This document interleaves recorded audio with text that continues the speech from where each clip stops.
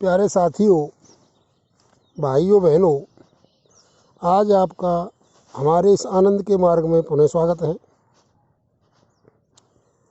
आज हम कुछ ऐसी बातों पर विचार करेंगे जो भगवान के नाम, तीर्थों के सेवन और अन्य धार्मिक अनुष्ठानों के नाम पर हमें कुछ ऐसी बातें, गलत बातें घुस जाती हैं कुछ दिनों के बाद, जब हम शास्त्रों को पढ़ते हैं, जो बहुत ही अनिष्टकारी हैं और हम उनको समझ नहीं पाते और दुराचरण में लग जाते हैं। तो उन बातों से हमारा आनंद का मार्ग बाधित हो जाता है और वो फिर हमें नास्तिकता में ले जाते हैं।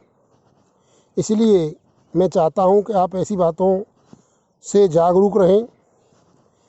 तो मैं इन बातों पर विचार करेंगे आज। देखो, मैंने आनंद के मार्गों में जो इससे पहले 1 से 9 तक बनाए हैं, बार बार यही कहा है कि भाई आप चाहे कितने भी पाप किए हों, भगवान की शरण ले लो, भगवान के हो जाओ, आपके सारे पाप तत्काल नष्ट हो जाएंगे। और मैंने गीता जी के श्लोकों का भी अपि चेत् दुराचारिभ्यो पापिभ्यो पाप कृतम साधुरेव स मंतव्य क्षिप्रम भवति धर्मात्मा आदि आदि वाक्य कहे हैं।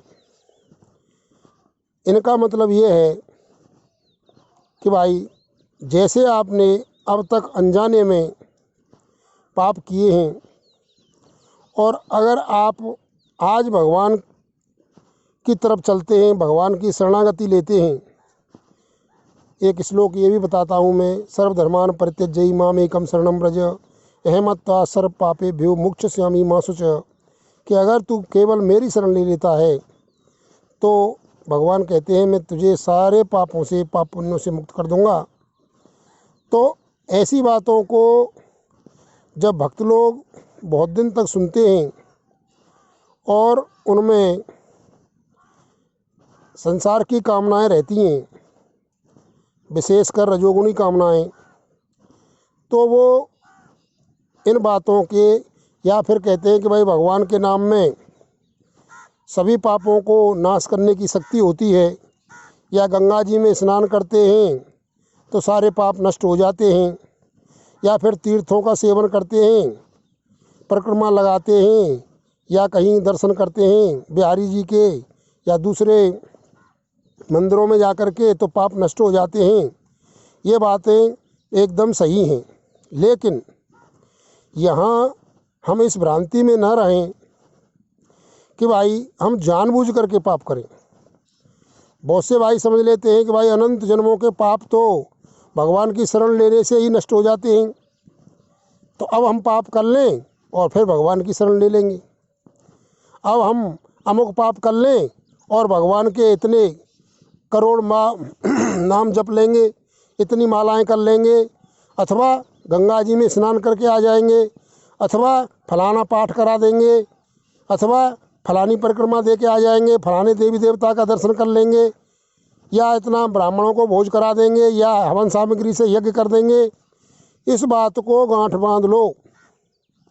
अगर किसी भी भगवान के निमित्त से किए गए पाप जानबूझ करके कि हम ऐसा पाप कर लें और फलानी चीज़ से उसे दूर कर देंगे, मंत्र जाप से दूर कर देंगे, परिक्रमा से दूर कर देंगे, गंगा जी में स्नान करके दूर कर देंगे, या फिर कुछ भी धार्मिक अनुष्ठान करके दूर कर देंगे, गांठ बांध लो, कभी भी दूर नहीं होगा, सत्यानाश कर देगा ऐसा पाप।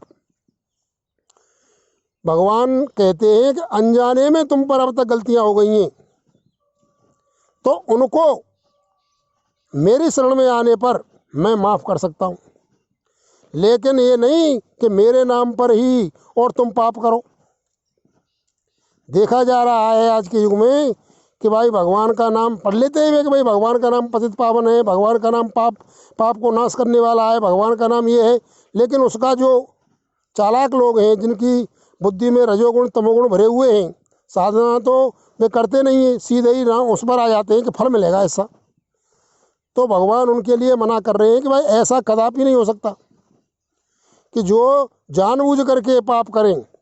बहुत से भाइयों को मैं देख रहा हूँ, वो क्या करते हैं कि अरे कहा है इतना और कर लेते हैं, फिर वो भगवान का नाम ले लेंगे।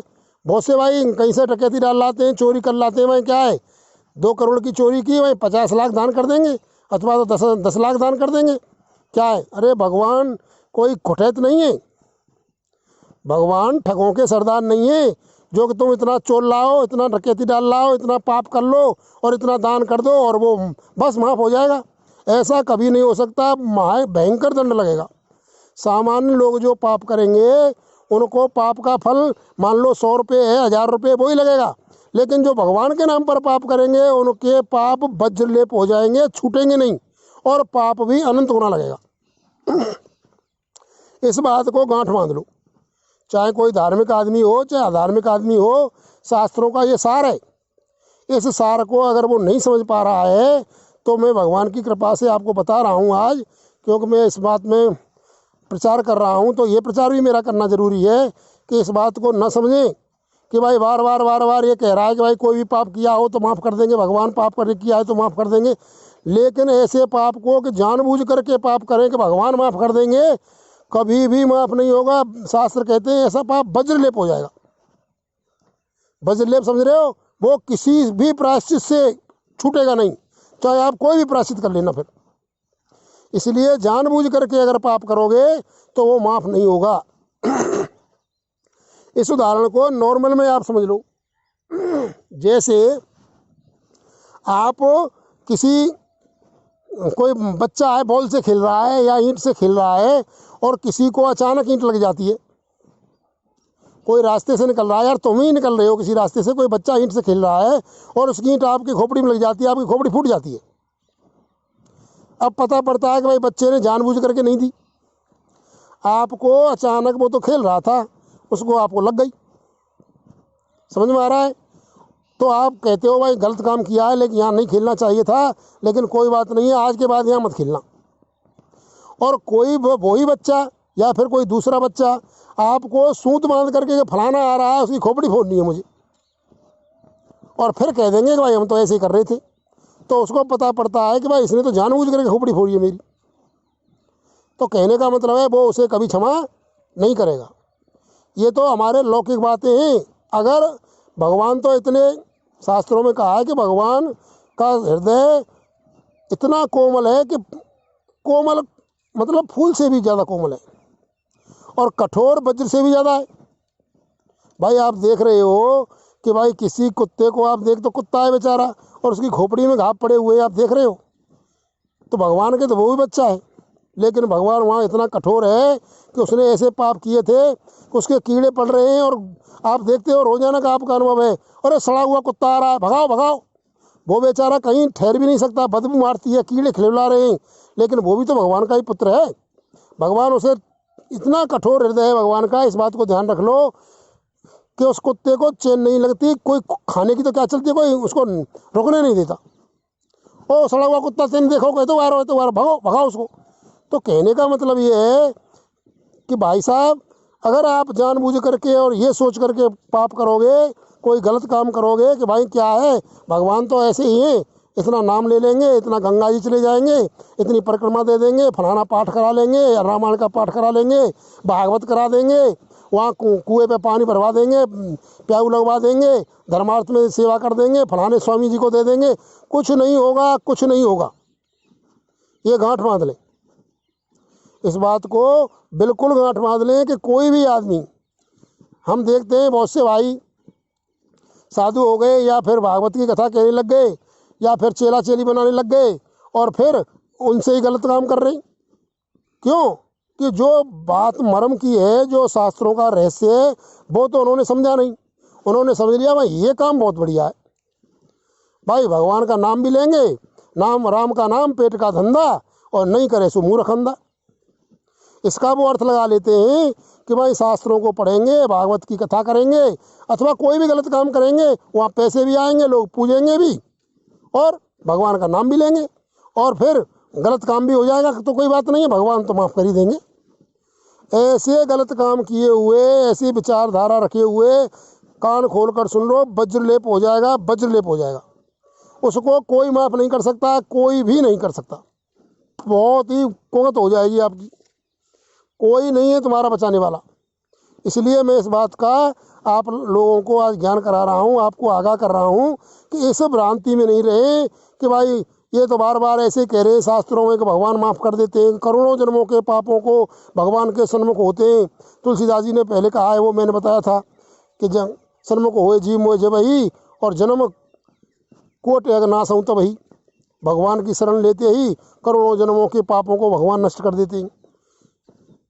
तो ये बातें उनके लिए हैं जिन्होंने आज तक भूल में किए हैं, अनजाने में किए हैं, और वो ये प्रतिज्ञा कर रहा है कि आज के बाद में जानबूझकर नहीं करूँगा।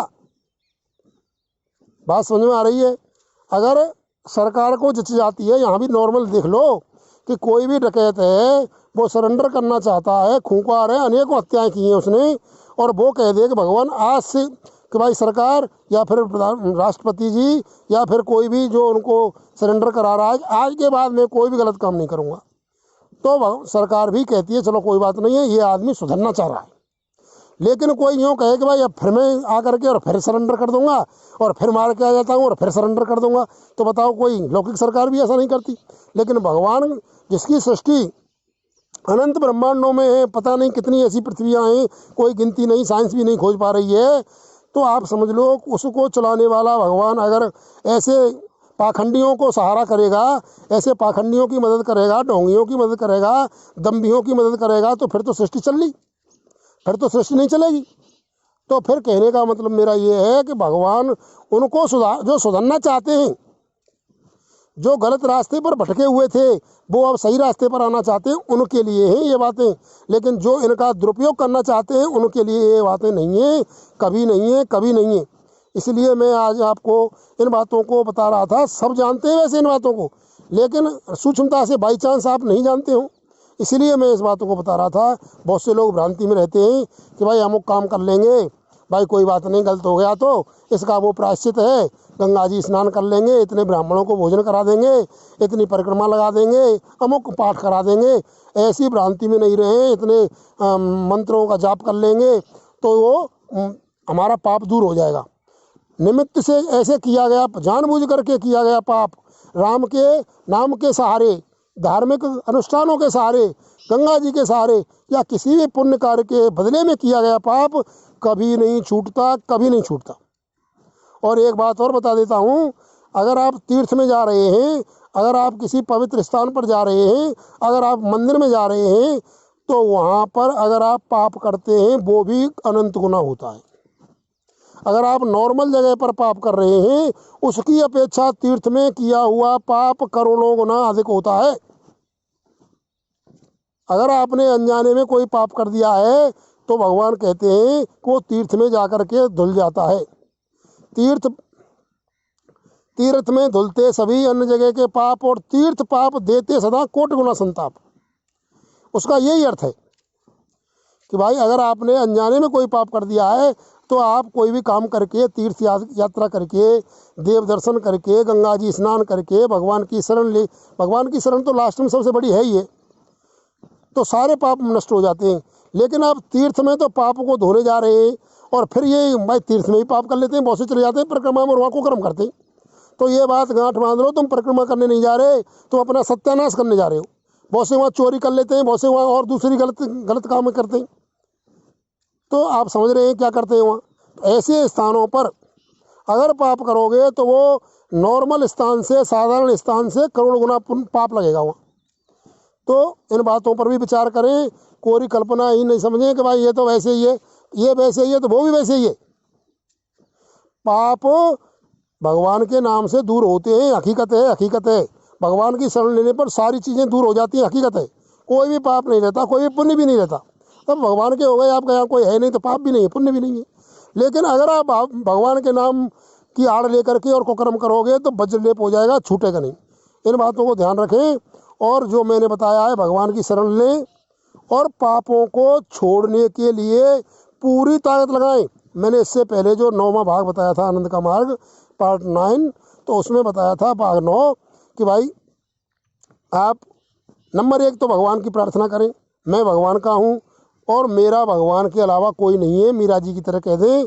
और फिर जो आज तक पाप किए उनकी चिंता न करें, और फिर ये प्रतिज्ञा करें कि आज के बाद मैं जानबूझकर पाप नहीं करूँगा, और कितनी भी ताकत लगानी पड़े पाप नहीं करूँगा। लेकिन आदत बस, देखो एक बात और है, 2 शब्द आते हैं शास्त्रों में, दमी और दम्भी। एक तो दमी, मान लो हमें आदत पड़ी हुई है, गलत काम कर रहे हैं हम और भगवान के शरण हो गए, इस बात को देखो बहुत ही कम इसमें अंतर है, इस बात को आप गलत मत समझना। अगर आप मान ले कोई गंदी आदत करने की आदत, तम्बाकू खाने की, दारू पीने की आदत है आप मान लो, और आप आज प्रतिज्ञा ले ली, भगवान की शरण हो गई कि आज के बाद नहीं करूँगा, और आपने पूरी जोर लगाई और ऐसी सिचुएशन बन गई कि आप फिसल गए, उठ जाओ कोई बात नहीं है, भगवान कहते कोई बात नहीं, उठ जाओ।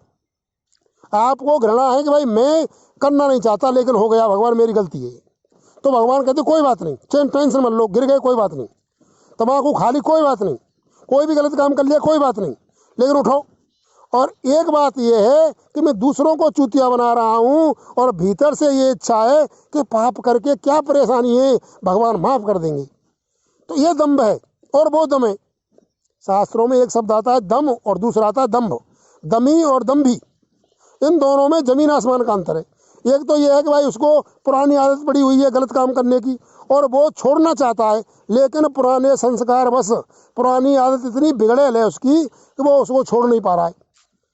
हालांकि वो पूरी ताकत लगा रहा है, प्रार्थना कर रहा है भगवान से, जप कर रहा है भगवान का, और वो छूट रही है, गैप बढ़ रहा है। यही सोच लो आप, गैप बढ़ता जा रहा है। पहले दिन में 4 बार करता था, अब महीने में 2 बार करता है, फिर महीने में 1 बार करेगा, फिर साल में या 6 महीने में 1 बार करेगा, गैप बढ़ता जा रहा है। दमी का गैप बढ़ेगा यानी उसकी आदत छूटेगी, और दम्भी का गैप घटेगा, वो आदत बढ़ाएगा, और दम्भी का सत्यानाश होगा और दमी का कल्याण होगा। दम्भी का शब्द समझ रहे हो? जो दम्भ आचरण है कि भगवान माफ़ कर देंगे, वो दम्भी है, और जो गलत काम करने की आदत से लाचार है और गलत काम को छोड़ना चाहता है और वो पूरी ताकत लगा रहा है, वो दमी है। वो एक दिन सक्सेस होगा, वो उस आदत को छोड़ेगा, और वो दम्भी है, वो आदत को छोड़ेगा नहीं। क्यों? वो तो दूसरों को नाटक करके चूतिया बना रहा है, वो तो दम्भ आडंबर कर रहा है, ढोंगी है वो। ढोंगी का मतलब दम्भी है, और भक्त का मतलब या कहो साधक का मतलब जो साधना कर रहा है वो दम्भी है, दमी है। तो दमी जीतेगा और दम्भी हारेगा, यहाँ भी हारेगा और वहाँ भी हारेगा, ये समझ लीजिए आप। इन बातों पर विचार करें और जो नेगेटिव सोच है उसको हटाएं और पॉजिटिव सोच लाएं। भगवान अवश्य आपकी सहायता करेंगे और आप आनंदित होंगे। मेरी सारी बातों पर विचार करें और आनंदित हों, यही मैं चाहता हूँ। धन्यवाद। ओम बोलो।